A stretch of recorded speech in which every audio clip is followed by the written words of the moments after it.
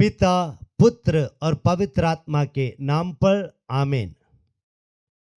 संत मत्ती के सुसमाचार अध्याय 1 वाक्य 18 से 24 तक। ईसा मसीह का जन्म इस प्रकार हुआ। उनकी माता मरियम की मंगनी यूसुफ से हुई थी, परंतु ऐसा हुआ कि उनके एक साथ रहने से पहले ही मरियम पवित्र आत्मा से गर्भवती होगी। उसका पति यूसुफ चुपके से उसको परित्याग करने की सोच रहा था, क्योंकि वह धर्मी था और मरियम को बदनाम नहीं करना चाहता था। वह इस पर विचार कर ही रहा था कि उसे स्वप्न में प्रभु का दूत ये कहते हुए दिखाई दिया, यूसुफ दाऊद की संतान, अपने पत्नी मरियम को अपने यहाँ लाने में नहीं डरे, क्योंकि उनके जो गर्भ है वह पवित्र आत्मा से हैं। वे पुत्र प्रसव करेंगी और आप उसका नाम ईसा रखेंगे, क्योंकि वे अपने लोगों को उनके पापों से मुक्त करेगा। यह सब इसलिए हुआ कि नबी के मुख से प्रभु ने जो कहा था वह पूरा हो जाए। देखो, एक कुंवारी गर्भवती होगी और पुत्र प्रसव करेगी और उसका नाम इम्मानुएल रखा जाएगा, जिसका अर्थ है ईश्वर हमारे साथ हैं। यूसुफ नींद से उठकर प्रभु के दूत की आज्ञा अनुसार अपनी पत्नी को अपने यहाँ ले आया। प्यारे विश्वासियों, आज के सुसमाचार में हमने सुना कि माता मरियम पवित्र आत्मा की शक्ति से गर्भवती हुई। प्यारे विश्वासियों, अगर हमारे जीवन में प्रभु ईसा मसीह को जन्म देना है तो हमें पवित्र आत्मा की आवश्यकता है। जब तक पवित्र आत्मा हमारे अंदर नहीं आएंगे तब तक हम प्रभु ईसा मसीह को जन्म दे नहीं पाएंगे, या प्रभु ईसा मसीह को हम धारण नहीं कर पाएंगे। प्रभु ईसा मसीह के समान हम जीवन नहीं बिता पाएंगे।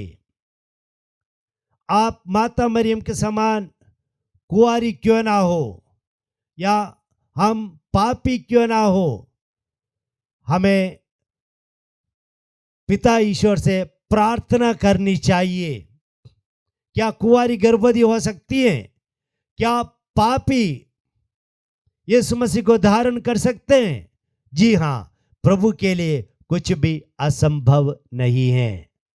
मांगने वालों को पवित्र आत्मा मिलेगा। संत लूकास के सुसमाचार अध्याय 11 वाक्य 13 में यह वचन है। तो इसलिए आप विश्वास करिए, आप कृपा मांगिए, प्रार्थना करिए निरंतर, आपको पवित्र आत्मा मिलेगा और आपके जीवन में एकदम बदलाव आएगा कि आप जो घोर पापी थे तो आप ये प्रभु ईसा मसीह के समान बन जाएंगे। और यहाँ पर संत यूसुफ का जीवन देखिए। संत यूसुफ के बारे में मत्ती के सुसमाचार अध्याय 1 वाक्य 19 में कहते हैं, वह धर्मी थे। धर्मी का मतलब क्या है? जो ईश्वर की आज्ञाओं का पूरा पालन करने वाले। लूकास के सुसमाचार अध्याय 1 वाक्य 6 में संत यूहन्ना बपतिस्ता के माता पिता के बारे में कहते हैं, सकरिया और एलिजाबेथ, वे दोनों धर्मी थे। और आगे वचन कहता है, वे ईश्वर की आज्ञाओं का पूरा पालन कर रहे थे।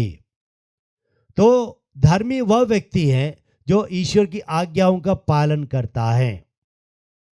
और हम देखते हैं कि जैसे स्वर्गदूत ने संत यूसुफ से कहा कि माता मरियम को पत्नी के रूप में स्वीकार करने में डरिए नहीं, वह पवित्र आत्मा से गर्भवती हुई है, तो इसलिए तुरंत यूसुफ वो बात मानते हैं और स्वर्गदूत के आज्ञा अनुसार माता मरियम को अपने पत्नी के रूप में स्वीकार करते हैं। तो मेरे कहने का मतलब यह है कि धर्मी लोग ईश्वर की आज्ञाओं का पालन करेंगे, और साथ ही साथ ये भी है, धर्मी लोग दूसरे लोगों को बदनाम करना नहीं चाहेंगे, चाहे वह पापी क्यों ना हो, चाहे उनकी गलती क्यों ना हो।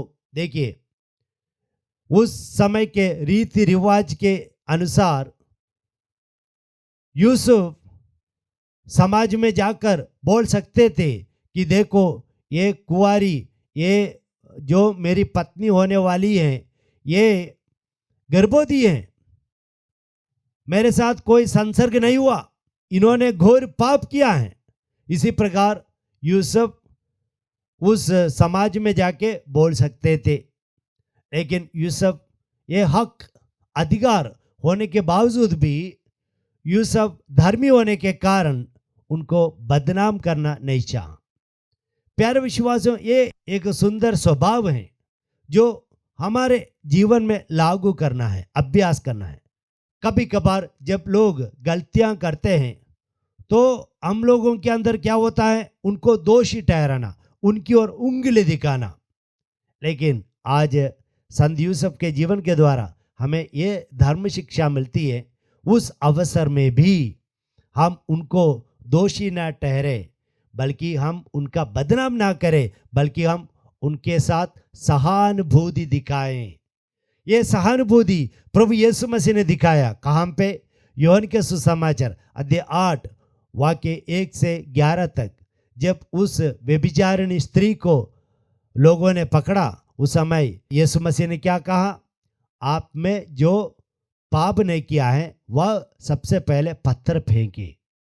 और यीशु मसीह ने वहां पर उस पापिनी स्त्री के और सहानुभूति दिखाया। इसी प्रकार हम भी हमारे जीवन में सहानुभूति दिखाए। प्यारे विश्वासियों, ईश्वर को हम धन्यवाद दे। प्रभु की स्तुति हो, प्रभु की आराधना हो।